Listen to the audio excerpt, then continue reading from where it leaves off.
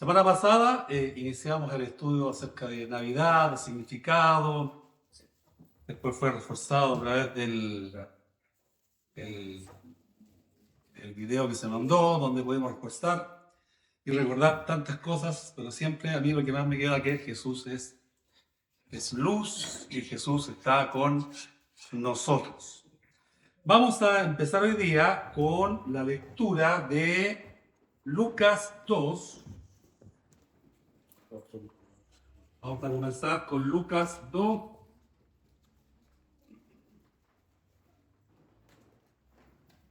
8 al 20. Lucas 2, 8 al 20. Es muy probable que lo hayamos leído o escuchado innumerables veces, pero lo vamos a volver a hacer. Había pastores en la misma región. Eso ya nos enseña cuál era la estructura económica, ¿cierto? La agricultura y la ganadería, en este caso caprina. Había pastores en la misma región que velaban y guardaban las vigilias de la noche sobre su rebaño. Y aquí se les presentó un ángel del Señor y la gloria del Señor los rodeó de resplandor y tuvieron gran temor. Pero el ángel les dijo: no temáis, porque he aquí os doy nuevas de gran gozo que será para todo el pueblo, que os ha nacido hoy en la ciudad de David un Salvador, que es Cristo el Señor. Esto os servirá de señal: hallaréis al niño envuelto en pañales, acostado en un pesebre, ¿cierto? Y repentinamente apareció con el ángel una multitud de las huestes celestiales que alababan a Dios y decían: gloria a Dios en las alturas y en la tierra paz, buena voluntad para con los hombres. Sucedió que cuando los ángeles se fueron al cielo, los pastores se dijeron unos a otros: pasemos pues hasta Belén y veamos esto que ha sucedido y que el Señor nos ha manifestado. Fueron obedientes. Vinieron pues apresuradamente y hallaron a María y a José y al niño acostado en el pesebre, y al verlo dieron a conocer lo que se les había dicho acerca del niño, y todos los que oyeron se maravillaron de lo que los pastores le decían. Pero María guardaba todas estas cosas, meditándolas en su corazón.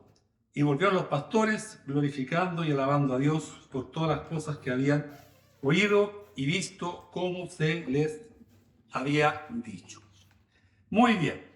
Habitualmente en estas celebraciones de Navidad se hacen representaciones. Algunos dicen: vamos a hacer una obra, pero una obra es algo ya, palabras mayores. Yo digo: hagamos una pequeña representación, porque no somos actores, ni tenemos toda la expertise, ni los materiales y todo. Y uno de los personajes que siempre se representan son los pastores, ¿cierto? Y los colocan con una túnica, con una barbita, le colocan una especie de cayado, este instrumento, y ahí están los pastores. Entonces la pregunta: ¿qué papel, qué rol juegan ellos? Y es lo que nosotros vamos a ver, no en la obra, en la representación, sino que vamos a ver un poquitito cuál es el rol, qué papel desempeñan los pastores, y es muy interesante. Los pastores reciben un mensaje angelical, ¿cierto? Dice ahí que los ángeles, un ángel se presenta. Buen ritmo, ¿cierto? Y en respuesta, los pastores, ¿no es cierto? Los pastores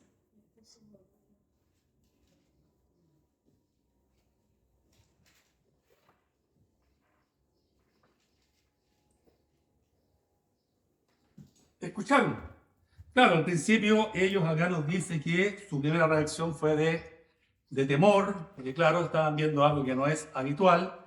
Nosotros estamos acostumbrados a ver ciertas cosas y no nos causa a veces mayor novedad. Solamente cuando sucede algo extraordinario, algo diferente, ahí nosotros reaccionamos de otra manera.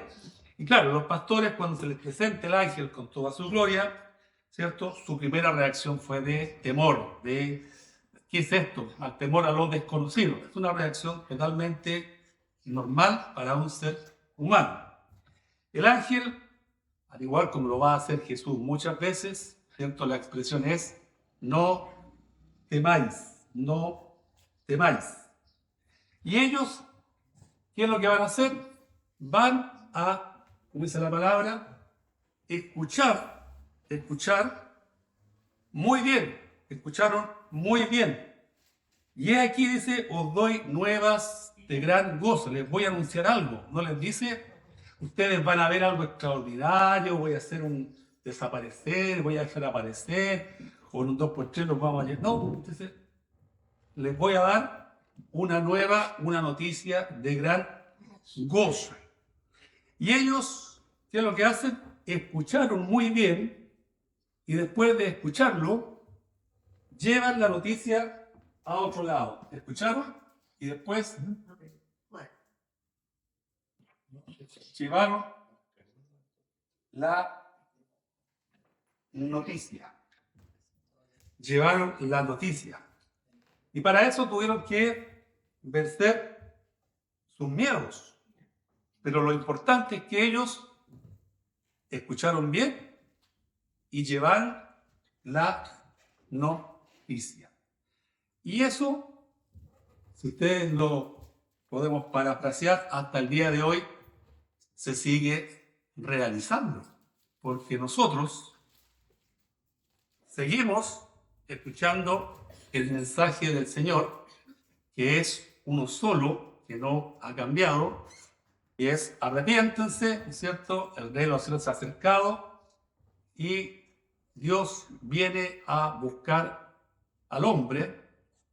Entonces, Él entrega su mensaje y en parte nosotros tenemos que aprender de los pastores, de los cuales no sabemos su nombre, los cuales escucharon y venciendo su temor, llevaron el mensaje a otros. Ciertamente que hoy día si bien hay más libertad para comunicar, también hay una mayor agresividad de las personas que no quieren escuchar.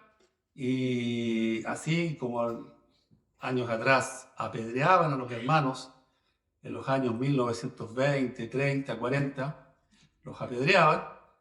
Hoy día hay gente que no se queda con eso, sino que incluso es capaz de golpear a algunas personas cuando le están entregando esta gran verdad, ¿cierto? Entonces, si ustedes se fijan, en el versículo 15, nosotros aprendemos muy bien lo que hacen los pastores. Versículo 15, 2:15. ¿Qué es lo que hacen nuestros amigos pastores? Oyeron a los ángeles hablar acerca de qué?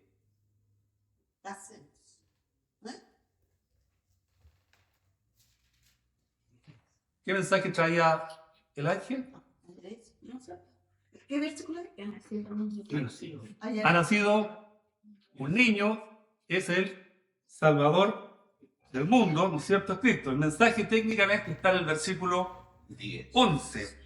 Perdón, es decir, ha nacido hoy un Salvador que es Cristo el Señor. Ese es el mensaje. Entonces en el versículo 15 ellos escucharon hablar de Jesús. ¿Escuchan? De Jesús. Escucharon, oyeron y deciden ir donde otros. Porque ellos podrían haber dicho, qué bueno, estamos todos aquí juntos, sigamos juntos. Aquí nos vamos a pegar una caminata de, no sé, 3 kilómetros Y a lo mejor nos falta el negativo que te dice, sí, pero a lo mejor vamos a llegar allá y nadie nos va a creer, o a lo mejor nadie nos va a No ha escuchar, pasado nada. o van a pensar que cualquier cosa, mejor quedémonos acá. Bueno, eso siempre puede pasar en las obras del Señor, que a veces hay hermanos que son demasiado pesimistas y tienden a pensar cuando alguien tiene una visión que le ha sido dado por el Señor, bueno, se va a triunfar, pero a veces le cuesta porque tiene oposición de los mismos hermanos. Porque se le dice, ¿qué es lo que se le dice? No, es que o hace mucho calor, o queda muy lejos, o quiera decir nada. Pueden ocurrir muchas cosas. Los ángeles escucharon los pastores escucharon a los ángeles y toman la decisión, vamos pues hasta este lugar, a Belén, y veamos lo que se nos ha dicho y que el Señor nos ha manifestado. O sea, ellos también se dieron cuenta de que lo que habían recibido no era algo creado por seres humanos. Era un ángel y vieron la gloria de Dios, que tiene que haber sido realmente maravilloso. En el 2.17, nosotros vemos que ellos transmiten. 2.17, fíjate lo que dice. Y al verla, ¿Ya? dieron a conocer lo que se les había dicho acerca del niño. Perfecto. Ellos llegan al pesebre, encuentran a José, encuentran a María, ¿cierto? Y ven al recién nacido. Y ahí, claro, la mitología nos ha metido los burritos, gallinas, no sé qué más había. Pero José y María no conocían lo que a ellos les había ocurrido. Entonces, ¿qué es lo que hacen ellos en el 17? Dieron a conocer lo que les había sido dicho acerca del niño. ¿Sabes qué? Nosotros estábamos con nuestro rebaño, de repente de una luz, un ángel, vimos la gloria del Señor, vimos un mensaje realmente hermoso y nos dicen que ha nacido el Cristo y es este, ¿no es cierto? Y cuando ellos transmiten, se produce en el 2.18 lo tercero, 2.18, lo tercero, ¿qué es lo que ocurre? Se rieron, se enojaron, Se maravillaron. se maravillaron. Se maravillaron. Se maravillaron. ¿Qué es una maravilla? Algo extraordinario. Algo realmente nosotros decimos, oye, espectacular, grandioso, precioso. Yo quedo la sensación de, todos yo creo que hemos vivido alguna vez, nos hemos maravillado con algo. A veces vamos por un camino y nos ha dicho, oye, ahí hay una cascada. Y muchos cuando van para el sur, ¿dónde paran por ahí? Ah, Laja, el salto en Laja y todo, desviémonos, nos desviamos para ver la caída de agua. Y todos quedamos así, oh, sí, qué precioso, qué maravilla. Y todo el mundo dice ahí, realmente espectacular. Los que han tenido la oportunidad de ir al desierto de Chile, no todos lo conocemos a pesar de que somos chilenos, pero podemos llegar y de repente vemos el desierto y quedan así, pero asombrados. Y muchos dicen, no me imaginaba que era así, ¿cierto? Es decir, nos maravillamos simplemente con la creación de Dios, que la encontramos tan hermosa, decimos nosotros. Perfecto. Bueno, acá hay algo que está creado por Dios, está hecho por Dios, ha creado todo un acontecimiento, ¿cierto? Ha preparado algo muy espectacular. Y ellos, los que escucharon, se maravillaron de lo que los pastores le decían. Se maravillaron. ¿Sí? Y aquí viene algo muy interesante. En ninguna parte dice, del texto bíblico, que otros les hayan creído. no dice que los demás les creyeron. ¿Y ¿Cierto? cómo se maravillan? Ah, qué buena, puede haber sido una buena historia. Pero yo voy a otro punto. Sino que aquí hay que ver cuál es el efecto de lo que esto produce en los pastores. Porque ellos entregaron un mensaje y los demás se maravillaron. Y piensen ustedes que a veces se reúnen multitudes, puede venir un evangelista, un pastor, entrega un tremendo mensaje, mucha gente queda, Qué calidad. qué espectacular, cómo habla, cómo se mueve, qué entretenido, Exacto. pero algunos creen y otros No. no creen, ¿cierto? Pero fíjense ustedes que aquí yo me quiero fijar en lo que ocurre con los pastores. En ninguna parte dice que todos creyeron a lo que los pastores dijeron, porque el escéptico, el dudoso que puede haber estado, puede haber dicho, ¿qué le voy a creer yo a estos pastores? Seguramente estaban tomándose algo ahí arriba y vieron algo y vienen a contarnos. El escéptico siempre puede estar, ¿no es cierto? Siempre te va a encontrar un mensaje. ¿Cuántas veces nosotros hemos visto que Dios obra en situaciones de sanidad, en los hospitales, con personas, y de 10 personas, 7 quedan maravillados, 3 dicen, sí, yo lo he visto otras veces, y de esos 7 que quedan maravillados, a lo mejor 2 o 3 realmente creen en el milagro que ha hecho el Señor. Hay gente que siempre va a dudar, siempre va a dudar, ¿ya? Porque sus mentes racionales los tienen engañados. Pero lo importante es lo que el mensaje produce en los pastores. Verso 20, efecto, Verificamos y alabamos a Dios. el efecto está en el versículo 20. Ven. ¿Qué pasó con los pastores? Verificamos y alabaron a Dios. Correcto. Se produce en ellos una situación de, De júbilo, de alegría. ¿cierto? Ellos alaban Sí. Ajá. a Dios. Glorifican a Dios por lo que han visto Y oír. Visto y oír. y oído, ¿cierto? Han visto y oído. Sí, señor. Y han visto algo realmente maravilloso, que es ver a Jesús y justo lo que los ángeles habían dicho, ustedes van a ir y ahí los van a encontrar. Entonces, muchas veces nosotros podemos escuchar del Evangelio, ¿cierto?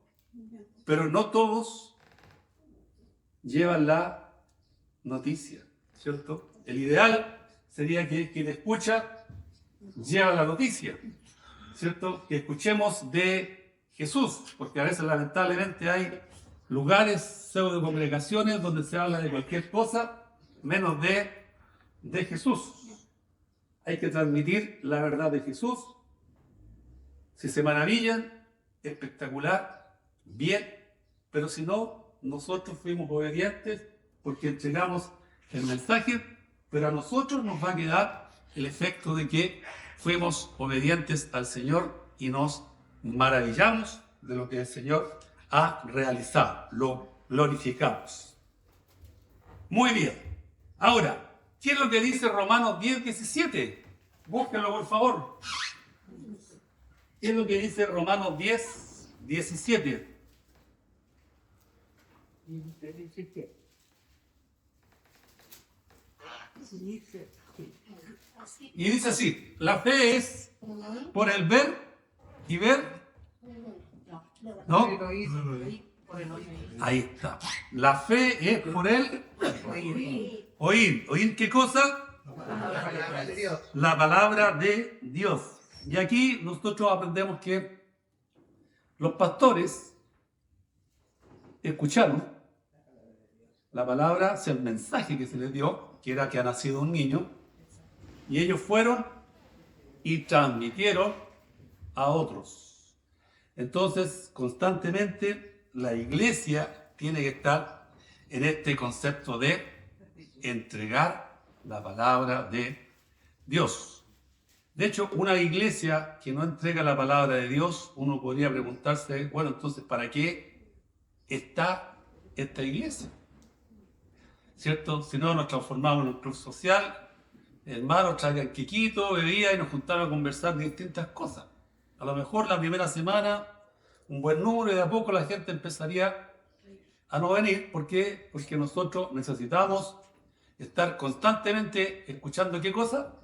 La palabra de Dios, buscar en la palabra de Dios, no en la palabra que nos traen los seres humanos. Ya.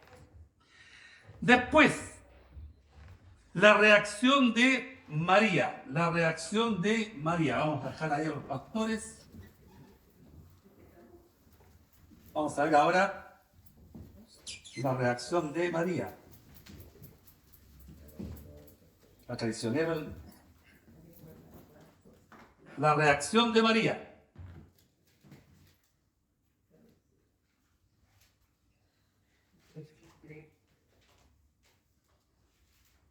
¿Cuál fue la reacción de María?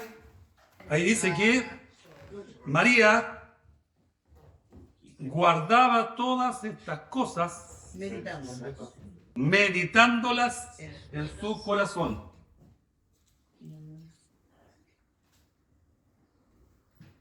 Meditaba.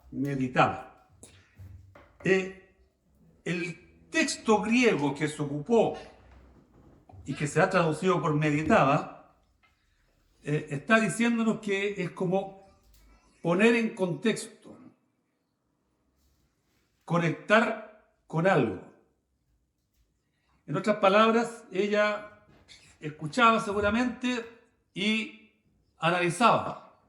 Ella también había tenido una revelación, un encuentro con un ángel. Entonces, cuando escuchó que ellos dijeron, hoy nos encontramos con un ángel, escuchamos, ella, claro, seguramente empezó a asociar, empezó a conectar, empezó a darse cuenta de que sí, hay algo que es como continuo, algo que se mantiene. Entonces, cuando nosotros podemos decir, voy a meditar en la palabra de Dios, yo puedo leer todos los días muchos versículos, ¿cierto?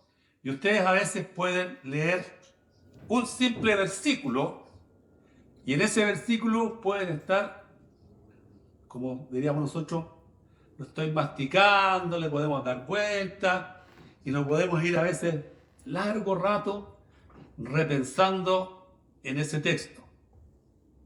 No es correcto que lo haga, pero a mí me ocurre a veces que mi trayecto al trabajo son como 30 minutos, leo un texto y de repente voy en el metro y voy viendo el versículo y lo vuelvo a escuchar y lo vuelvo a repensar y significa esto. Y ahí estamos entonces nosotros meditando en la palabra de Dios. Y usted, yo sé que también lo hace, ¿cierto? Y la mayoría tiene sus versículos favoritos. Si yo preguntara acá, probablemente tendríamos unos 10 o 15 versículos favoritos que incluso lo repiten hasta con el libro, el capítulo y el versículo. Y yo, eso a los hermanos se los envidio porque yo no tengo esa capacidad de asociar. Nunca he podido. Pero sí, el Señor me ha dado la capacidad de relacionar. Tú empiezas a hablar algo y te digo, no, eso es lenguaje paulino, eso debe ser tal, puedo asociar de esa manera. Son habilidades diferentes. Entonces, cuando nosotros oímos la palabra de Dios, nos permite tenemos que hacer lo mismo que hacía María. Tenemos que meditarla, tenemos que tomarla, beberla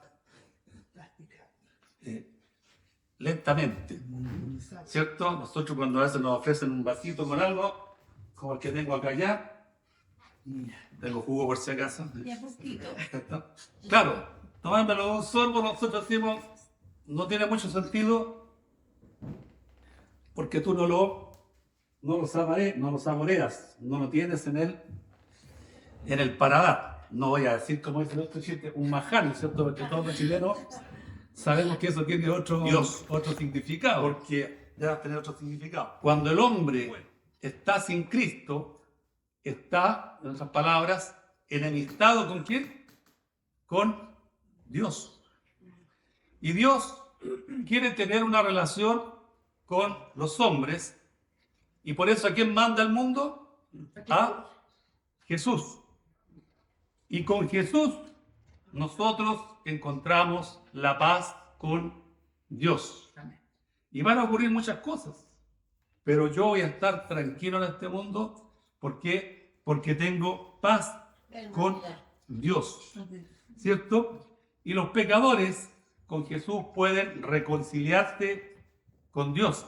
Jesús es el que nos permite unirnos, el que vuelve a ser un puente entre Dios y los hombres.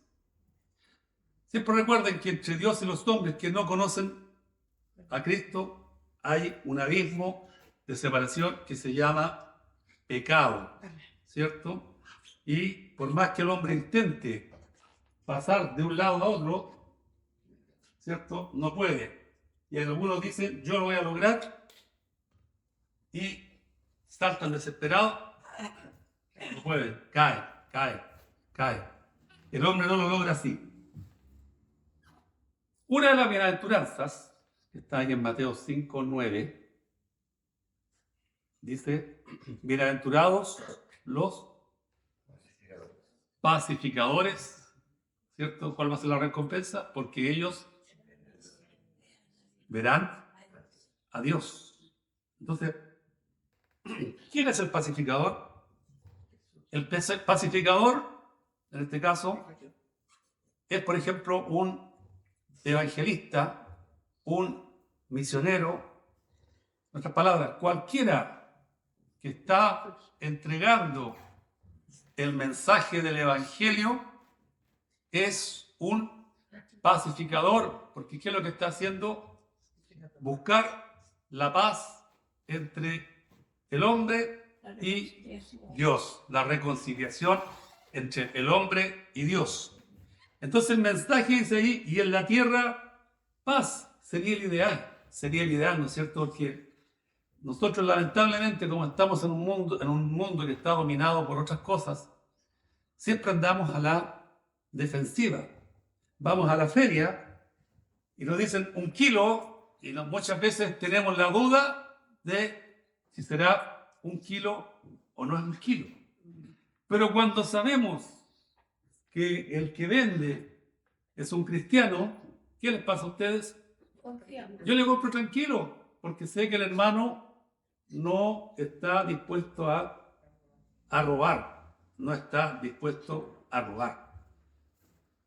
Y es igual, nosotros en las diversas actividades que hacemos, las hacemos de forma correcta, porque yo no me levanto pensando cómo voy a engañar a este, cómo voy a engañar a este otro, sino que todo lo contrario, cómo lo voy a servir, cómo lo voy a ayudar. Entonces, por eso mucha gente dice, oh, me encanta hacer negocio con los evangélicos. ¿Por qué? Porque son súper correctos. Si dicen, tal día le voy a pagar, tal día le paga. O si no, le va a dar una explicación. ¿Por qué? Porque nosotros no queremos defraudar a los demás. Porque en nuestro corazón hay paz. Y hay un himno, ¿no es cierto? Paz, Juan, Dulce Paz, me parece. ¿Sí o no, hermano Héctor? Usted que es conocedor de himnos. No me acuerdo el número, pero sé que existe ese coro, ¿no es cierto? Muy bien. Después, no temas. No temas. Cuando aceptamos nosotros el Evangelio de Dios, cuando aceptamos el mensaje, cuando aceptamos que Jesucristo es la salvación de Dios, ¿qué pasa con nuestros temores? Nuestros temores empiezan a desaparecer. Hay gente, y bueno, no, cuando se tiene cierta edad, muchas veces nosotros le tememos al rechazo y al fracaso. Y claro, tenemos miedo de que nos rechacen. Yo nunca me puedo olvidar que cuando tenía como 16 años le pedí por a una niña y me dijo que no. Nunca se me ha olvidado.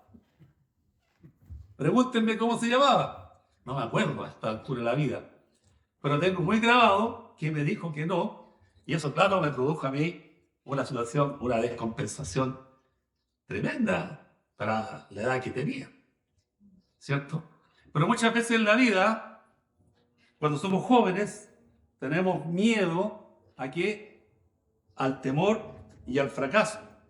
Pero cuando estamos nosotros en Dios, no nos preocupa porque nosotros no vivimos para los demás.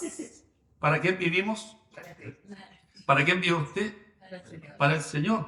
Entonces no está preocupado de qué es lo que van a decir los demás. ¿Cuántas veces no les pasó a ustedes que día domingo, 5 de la tarde, y llegaban visitas inesperadas? Hola, y usted a las 6:30 le decía, a las 6, me voy al templo porque voy a la reunión, voy a la iglesia. Y las visitas quedaban así con cara larga, pero usted se venía a servir a Dios. ¿Y qué es lo que terminaba pasando? Que después las visitas ya sabían que el día domingo no hay que ir a la casa porque no lo voy a encontrar. No lo voy a encontrar. ¿Cierto? Entonces, cuando nosotros estamos preocupados de agradar a Dios, no estamos preocupados de que podamos fracasar, que no lo logró. El Señor nos ha dado un premio más grande. Entonces, no estamos preocupados de eso.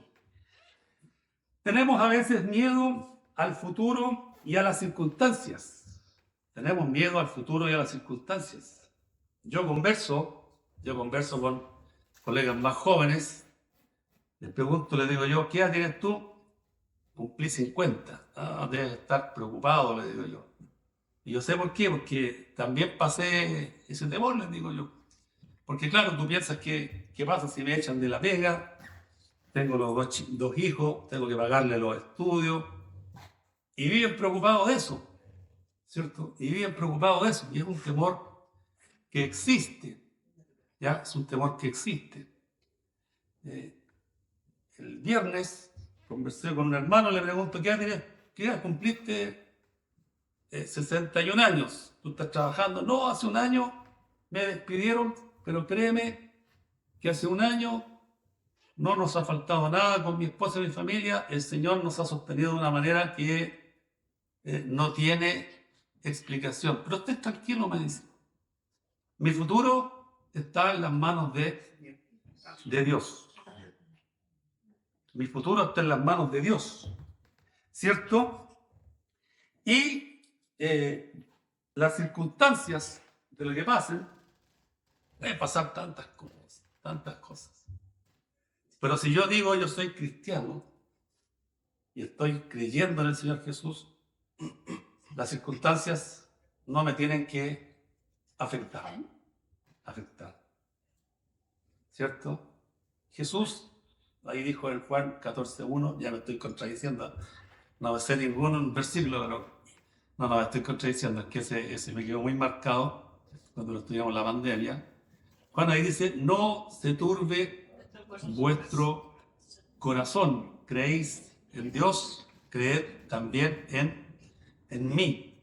Y tú te podés poner a meditar en ese versículo y puedes estar ahora dándole vuelta, ¿cierto? No se turbe, ¿cierto? A veces usted ha visto un vaso con agua limpiecita, transparente, da gusto verlo, y a veces basta una gotita de algo y lo empieza eso decimos, se está enturbiando. El agua está turbia, decimos, está sucia.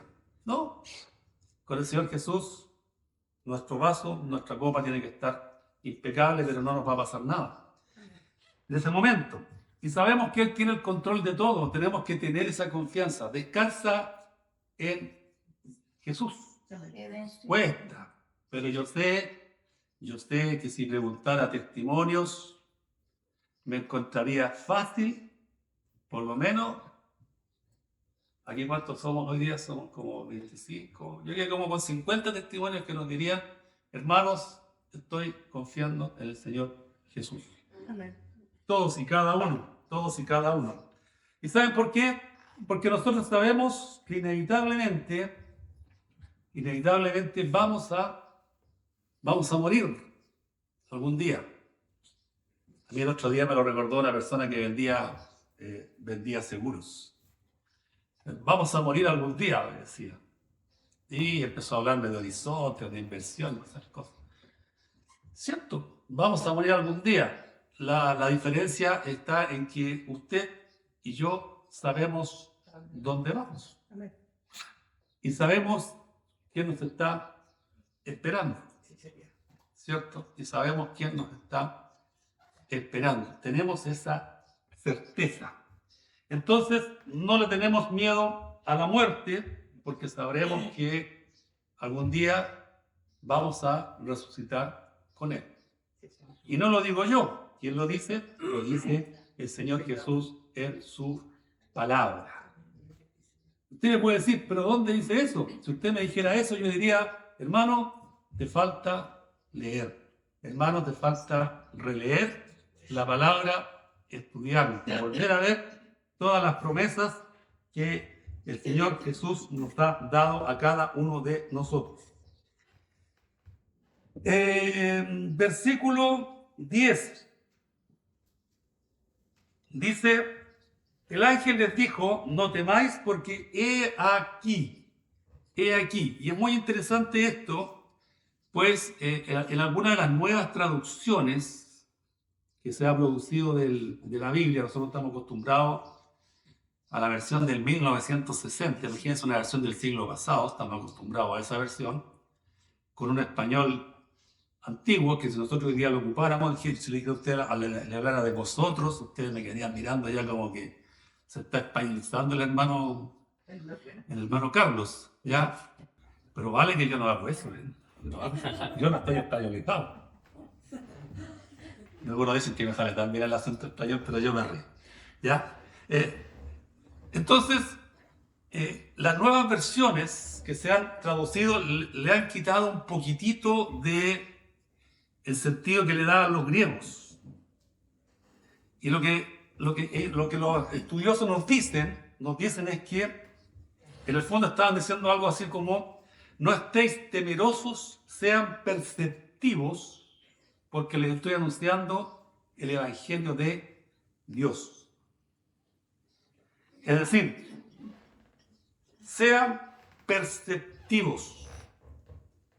Tómate el tiempo de oír este mensaje y lo que te atemorice va a desaparecer. Va a desaparecer.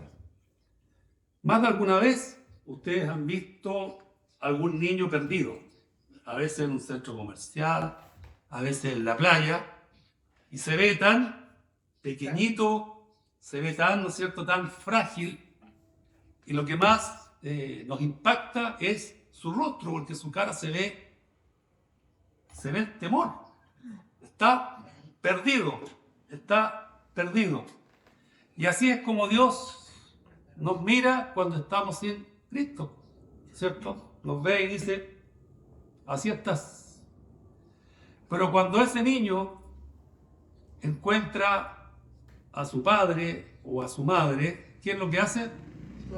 El padre lo que hace es, a veces lo abraza, ¿cierto? Lo toma o le da la mano, y el rostro del niño, ¿qué es lo que pasa con el rostro del niño?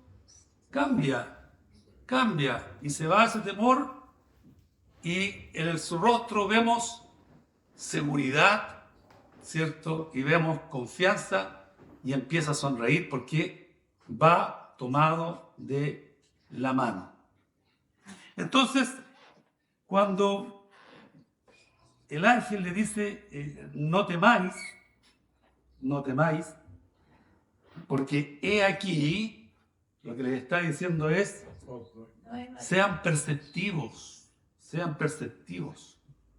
Te voy a dar un gran mensaje y tu temor va a desaparecer. Tu miedo se va a acabar. Ha nacido un Salvador, recibe a Jesús y lograrás descansar en Él, ¿cierto? Y descansarás en Él. Hermoso lo que dice estos versículos, ¿no es cierto? Hermoso lo que dice estos versículos. ¿Ya? Ya. Vamos ahora a avanzar a otro pequeño concepto, antes que el Señor tiempo me atrape. Muy bien. Alguien podría ser escéptico y pensar, ¿sabe qué? Yo creo que la historia de la Navidad es falsa. Yo creo que la historia de la Navidad es falsa.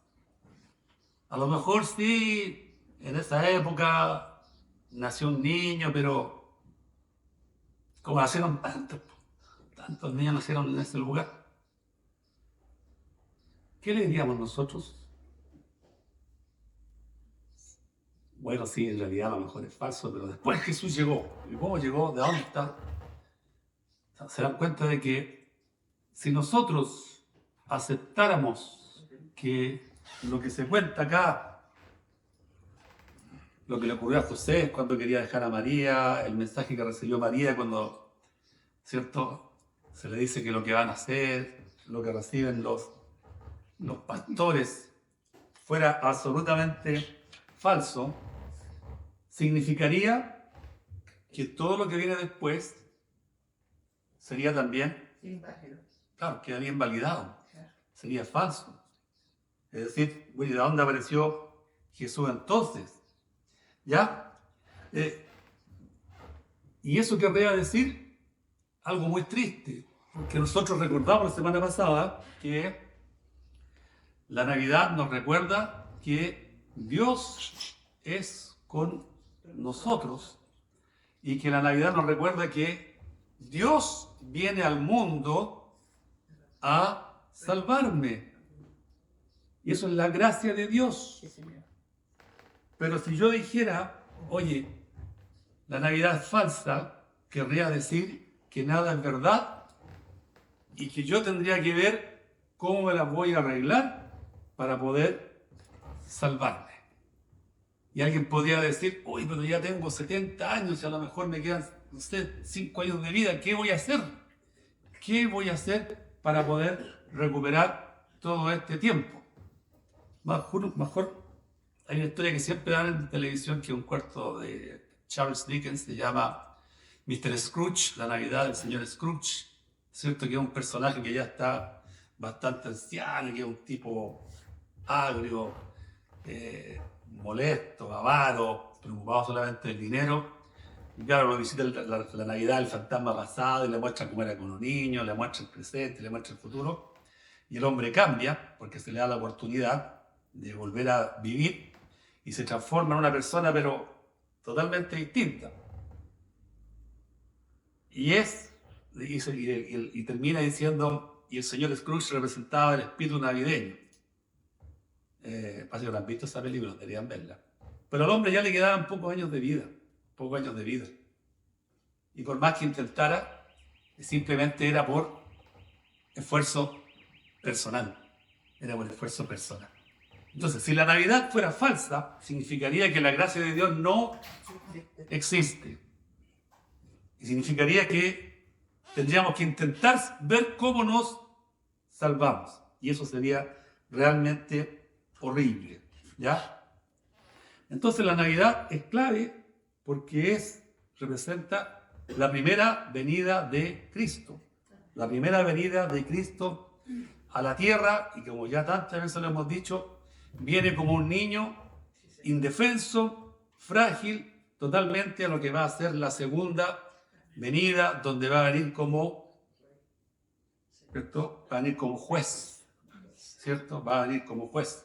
Y muchos van a decir, ahora me quiero arrepentir, pero ya va a ser tarde,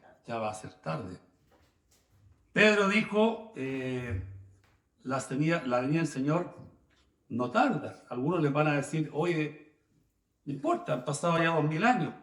Pero cuando a Cristo se lo anunció, cuando Isaías lo anunció, pasaron hasta que Él nació cerca de 600 años.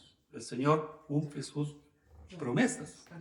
Entonces, si Cristo no vino al mundo, entonces no hubo crucifixión, no hubo resurrección. Entonces la Navidad va enlazada con eso. La Navidad está entretejida con esto. Es parte del plan de Dios. Y después, cuando uno lee el libro de Juan, ¿cierto? Cuando uno lee el libro de Juan, Dios con nosotros, Juan insiste en decirnos lo que hemos visto y oído. Es decir, Juan está diciendo, esto que estoy contando en este libro, yo lo vi, yo lo escuché, yo lo oí y lo escribo para que tú también, ¿cierto? Para que tú también puedas creer. Es más, Tomás, ¿cierto? Se le dijo, ven y palpa, ven y toca.